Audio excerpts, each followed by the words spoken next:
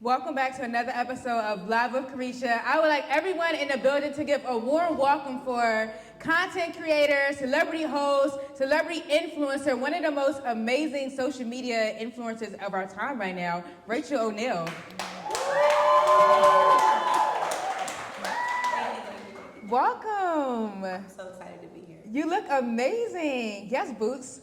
I just told you earlier your makeup looks so good. Who did it? Alyssa. I think she's here. She was here, my makeup artist. Shout out to Alyssa. Alyssa did my face today. You look great. Thank you. I had to keep up with you. Everyone. I'm nervous. So listen, somebody slid into my DMs and he was like, you're beautiful, but Rachel is like even more beautiful. Oh, no. I was like, what? He was like, I mean, you guys are both beautiful, but then I see her. She's like drop dead gorgeous. No. I was like, thank you. I'll take that as a compliment. Well, thank you. Yeah. Kind of. Yeah, Okay. passive aggressive, but yeah. You look great, basically. Thank you. So I guess we'll start with an icebreaker question. Oh, God. Where is your favorite place to eat at in Atlanta? Toast. You and I went there. Oh my God, that's your favorite place? Yes. Really? In Atlanta. Oh my God. So guys, we went out for breakfast. We went out to this amazing restaurant called Toast on Lenox, right? Yes. And we were total fatties. Let's just put that out there. What we did was unthinkable. We had so much fun, though. Oh my God, we did. The food was amazing. So that's your favorite restaurant? In Atlanta, yes. So you took me to your favorite restaurant? Yes. Gosh, you took me out for breakfast. Yeah, I did. Didn't I? Yeah, you did. Oh, look at me. I got you next time. I'm gonna take you to No, my favorite. you're Look, good. my favorite spot is where the crab legs are at. So, crab Do legs. you guys have a juicy crab here? We do have a juicy crab. Okay, that's We good do- too. Yeah. Okay, so you eat seafood. Yes. All right. Well, that's what's up. So let's go back in time. You're not from Atlanta. You're originally from Auburn, Washington. Yes. Talk to us about it. What goes on out there? So many people think I'm actually from Sacramento because I was born in Sacramento, and that's where like my family is. But yeah, I was born there, but I was raised in Auburn, Washington, which is like 30 minutes away from Seattle. Not a lot of black people there. Really, there's not. There's not a lot of black people there. I literally did not know that it was possible to be around so many black people until I moved to the South, for real. I had no idea because I was so sheltered when I was like growing up. So when I moved to Atlanta, it was kind of a culture shock, but I loved it so much, and yeah. So growing up, I guess were you like one out of like two black kids in school? Yes, there was 4 black kids in my entire high school. In the entire high school? What was that like? Oh, every time we talked about history or slavery, it was looks at you immediately. I don't know, dating a black guy in the school just to date a black guy in the school, because there's literally no other black people in the entire school. Feeling different, not liking your hair, all type of stuff. Oh, But you then- got that? You got that from them back in the day? Oh yeah. Oh, yeah, my. for sure. But I also think that it made me very strong because it just showed me that I could still be confident and beautiful in my own way. And then of course I went to the South and it's like so glorified. So yeah. Are you close with your parents? Like, did you grow up with like your mom and dad? Do you have brothers and sisters, or? Ooh, that's kind of touchy. We don't know much about you. Like, you keep your personal life very personal, which is good, especially in this wicked industry we're in. Yeah. I'm close with my mom and my dad, but closer to my dad. You're a daddy's girl? Yeah, for sure. He's really strict. Like my dad and I are the exact same.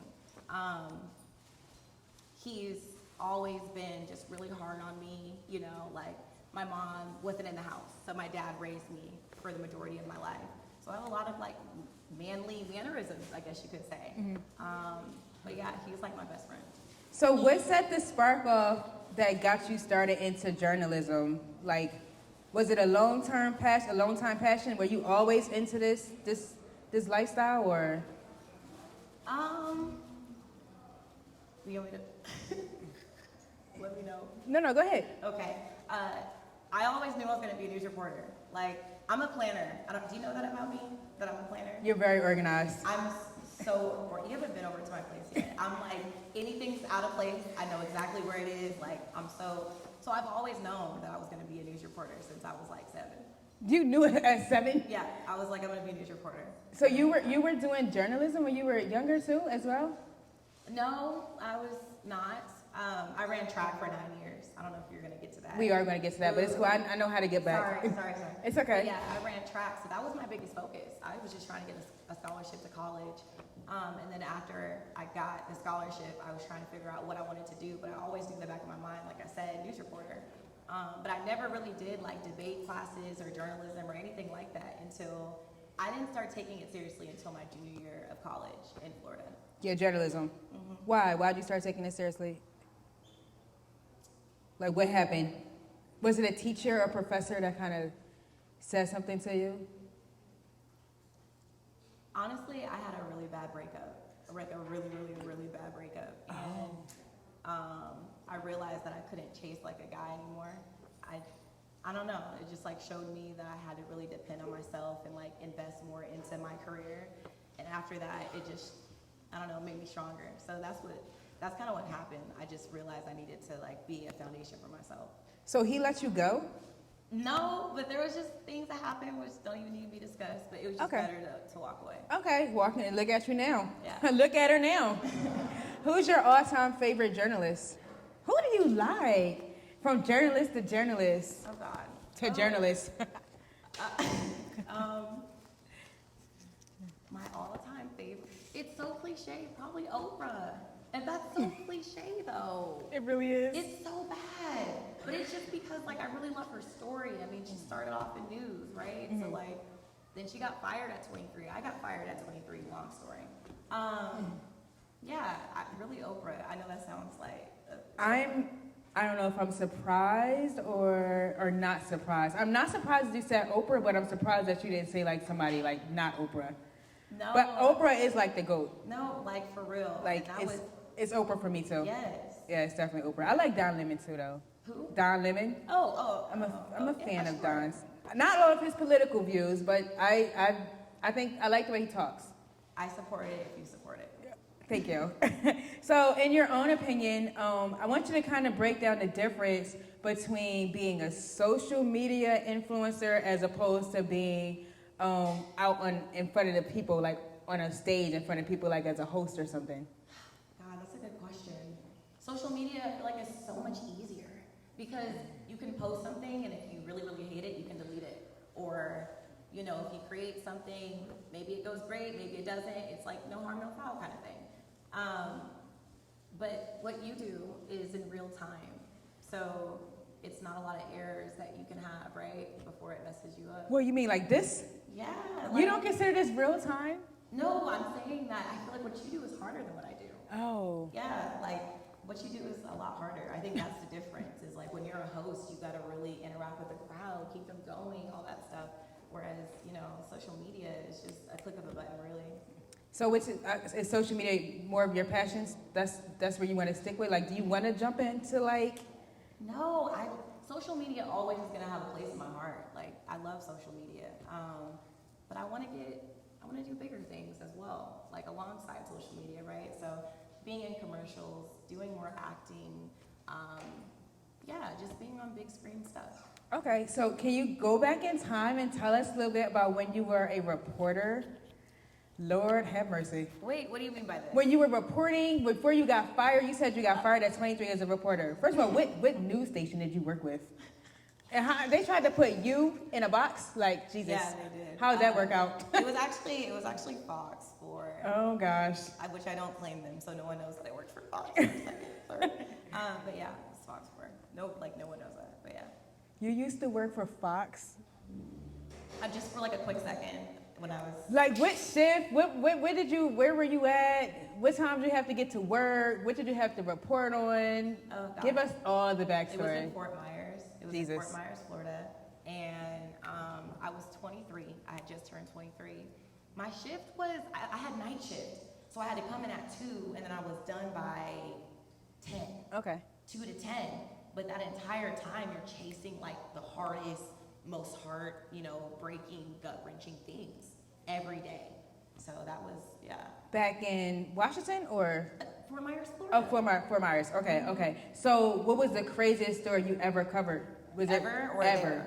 Like during that time, the most shocking story? In Fort Myers? Yeah. Nothing happens there. Nothing happens there. It was Did like you ever nothing. did you pull like a Jim Carrey and like make up stuff that was funny or crazy? I got fired like 2 months in. I've gotten fired from like so many jobs before. Oh my God. Like smaller jobs, of course. Why did they fire you? What was the reason? Man, there's a lot of things. What was the reason? Well, I just was giving away a lot of food. You were feeding people? Yes, I was feeding the hungry. I should get a prize. They fired you for feeding the hungry? No, I was giving food away to my friends. You were feeding your friends? Wait, because I know Fox got a budget. So what was you giving them? Like, what kind of food was you? Oh no, I'm talking about when I was fired from McDonald's. Wait, not this. Oh. Not this new thing. Oh, so you were. Oh no, I got invited. Oh, we got another time. No. So you doing too much. No. So, no. That's not on the agenda. No. We gotta cover for like 10 seconds. So you got into a fight while you were reporting. I digress. We're gonna unpeel this very slowly, people. No, we're not. Okay, so you digressed. Now, were you digressing with a female or a male? I was a news reporter, Carisha. I digress. Okay, now anytime during this digression did you lay hands? Did you lay hands on somebody during the digression period? Or was it more like Rachael just on 10, like cussing and screaming, going crazy, like? No, it was a big misunderstanding, and I digress. What is your next question? I love it. So you're also into acting, and congratulations. I know you did a role with Boosie's movie. Yes. Talk to us about that. First of all, make some noise for that. That's a big deal. Yeah. Thank you. Go, girl. The acting or the movie with him? Talk the whole experience.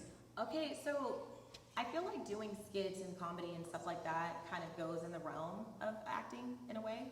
So I've always known that I wanted to do it. Of course, I need to take more classes and things of that nature. But I guess acting is something that I knew was eventually going to fall in my journey somehow. I just always knew that. So it wasn't really surprising to me that I started doing it. As far as Boosie goes, like one day he just randomly FaceTimed me.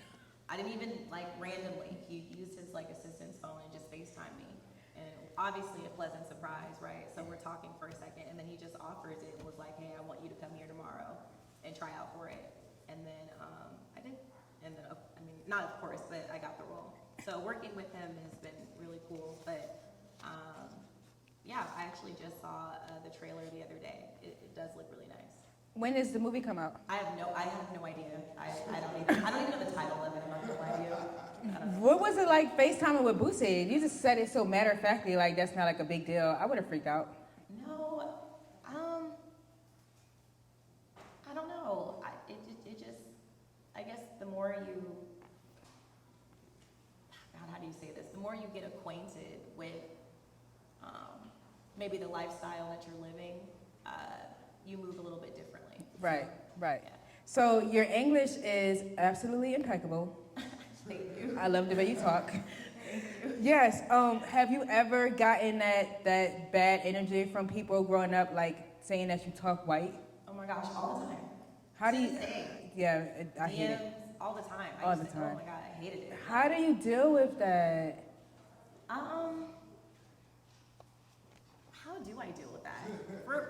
For a long time, I didn't deal with it. Like I don't know, I hated it. I just, whatever. But then I started to embrace it, and then I realized that it kind of sets me apart. So I love it now. Like I don't care anymore. Have you ever hung out with somebody and they're like, oh my God, you're talking white, and then you tried to like dumb down your English to sound? Never. That's one thing about me is even I'm weird and off and whatever else you can say, but I'm pretty true to myself. So I've never really changed. I lived in Oakland, here, you know, Kansas. You lived in Oakland? Yeah, I did. I lived in Oakland for a year.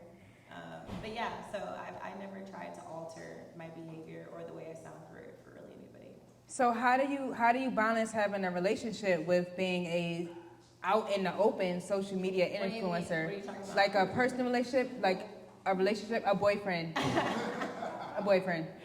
What do you mean? How do you balance that with being Rachael O'Neil? Like, is that challenging? No. Not at all? Well, how are you just bringing this on me? You're supposed to ask. You're supposed to ask. That's what you're supposed to do. Well, I actually know that you're in a relationship, so I just wanted to kind of fill the people in on how you're balancing your relationship with being a boss. Okay, this is not fair. You're supposed to tell me this question. Sorry. Rachael, do you have a relationship? Okay, yeah. Okay, so how are you balancing that with being a boss? It's pretty easy because he's a boss himself.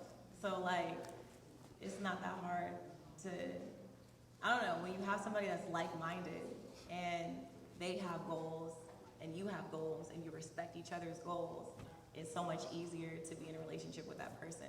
So it's not really like picking one or the other because we really have both. Very well said. So I have to talk about the birth of tracksuit, Rachael.